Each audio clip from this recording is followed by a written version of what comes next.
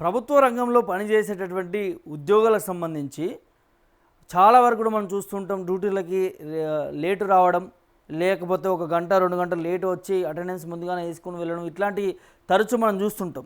ముఖ్యంగా ఈ విద్యా సంస్థల్లో గవర్నమెంటు స్కూల్లో కావచ్చు, కాలేజీలో కావచ్చు, ఇదే తరచూ జరుగుతూ ఉంటుంది.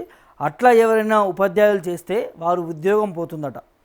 ఎవరైనా లేట్గా రావడం, లేకపోతే ఎక్కువ డుమ్మాలు కొట్టడం, ఇట్లాంటివి చేస్తే ఖచ్చితంగా ఆ ఉద్యోగం అనేది తొలగించబడుతుంది అనేది రాష్ట్ర ప్రభుత్వం నుంచి ఒక కీలకంగా వినిపిస్తూ ఉంది. దానికి సంబంధించిన ఒక వార్త ఉంది, మనం చదివి వినిపించే ప్రయత్నం చేద్దాం. డుమ్మా కొడితే ఉద్యోగం ఊస్తే, ఏడాది దాటితే తొలగింపు, 5 ఏళ్ళు అయితే రాజీనామా చేయాల్సిన అవసరం ఉంటుందట.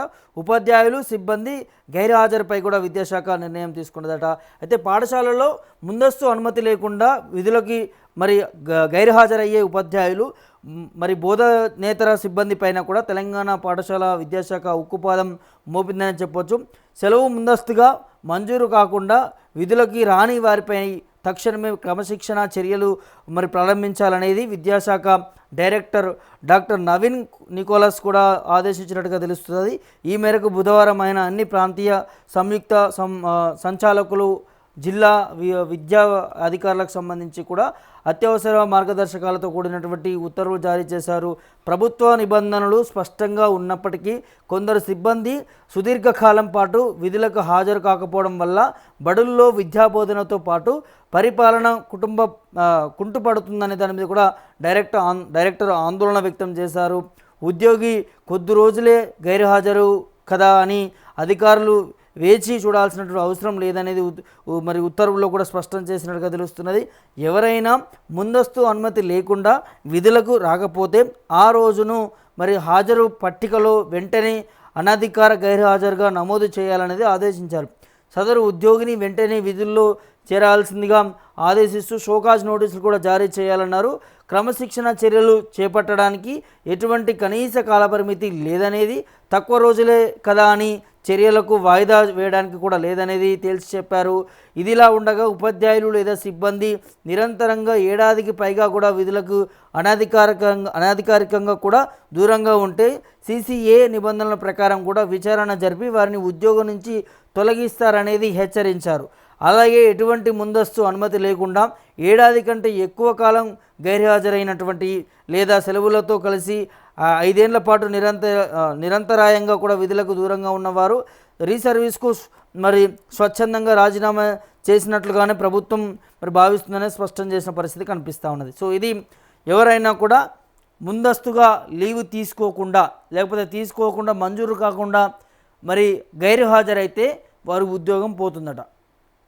మళ్ళా సంవత్సరానికి సంబంధించి కూడా తీసుకోవాల్సిన లీవులకు సంబంధించి తీసుకున్న వారు ఉద్యోగం పోతుంది. ఏదైనా వేరే ఇంకా ఇతర కారణాలతోని సంవత్సరాల తరబడి కూడా రాకపోయినా లీవులో ఉన్నా కూడా స్వచ్ఛందంగా వారు రాజీనామా చేసినట్టుగానే ఆ శిక్షణలకు సంబంధించి కూడా భావిస్తారట. వారు ఉద్యోగం కూడా పోయేటటువంటి అవకాశాలు ఉంటాయి. దానితో పాటు ముందస్తుగా లీవ్ తీసుకున్నప్పుడు వారు లీవ్లో ఉన్నారు, గైర్హాజరులో ఉన్నారు అనే దాని మీద కూడా ఆ పట్టికలో మెన్షన్ చేయాల్సిన అవసరం ఉంటుందట. సో ఈ రూల్స్ అన్నిటికీ కూడా ఒకవేళ సిబ్బంది కావచ్చు, యాజమాన్యం కావచ్చు, సో వారు పాటించకపోతే వారిపైన కూడా క్రమశిక్షణ కమిటీకి సంబంధించిన చర్యలు తీసుకుంటారట. సో కొన్ని సందర్భాల్లో కూడా తొలగించేటటువంటి పరిస్థితులు కూడా ఉంటాయట. సో ఇకనైనా చక్కగా డ్యూటీ చేసుకోవాలి, పనులు చేసుకోవాలి. ఈ విద్యా వ్యవస్థలకు సంబంధించి కూడా బాగు చేయడంలో, ముందుకు తీసుకెళ్లడంలో ప్రతి ఒక్క ఉపాధ్యాయుడి పైన కూడా ఉంటుంది. కాబట్టి ఈ సెలవులకు సంబంధించి, లీవులకు సంబంధించి కూడా సో ఖచ్చితంగా ఒక క్రమశిక్షణగా ముందుకు వెళ్ళాల్సినటువంటి అవసరం ఉంటుందనేది ఆ విద్యా సంస్థకు సంబంధించినటువంటి డైరెక్టర్ చెప్తున్నటువంటి పరిస్థితి కనిపిస్తూ ఉంది.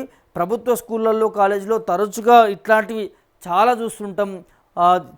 చాలా రోజులు లీవ్స్ పెడతా ఉంటారు. సో అటెండెన్స్ పట్టికలో కూడా వారు రాకున్నా కూడా అటెండెన్స్ ఉంటున్నటువంటి పరిస్థితులు కూడా కనిపిస్తాయి. సో అట్లాంటి నిర్లక్ష్యం చేసినటువంటి వారి మీద ఉపాధ్యాయుల మీద పడుతుంది, ఆ యాజమాన్యం కూడా పడేటటువంటి అవకాశాలు ఉంటాయి. కాబట్టి తస్మా జాగ్రత్త అనే దాన్ని కూడా హెచ్చరికలు జారీ చేస్తున్నటువంటి పరిస్థితి కూడా కనిపిస్తూ ఉంది. ఎందుకు ఇట్లాంటి కఠిన చర్యలు తీసుకుంటుంది విద్యా వ్యవస్థ డైరెక్టర్ అనే దాని మీద కూడా పెద్ద ఎత్తున వినిపిస్తూ ఉంది. దేనికోసము అంటే ఈ విద్యని బాగు చేయాలి, విద్యా వ్యవస్థలని కుంటిపడకుండా చేయాలి అనే దాని మీద కూడా ఒక నిర్ణయం తీసుకుంది. ఇది ముఖ్యమంత్రి రేవంత్ రెడ్డి ఆదేశాల మేరకే జరుగుతుంది అన్నట్టుగా తెలుస్తూ ఉన్నది.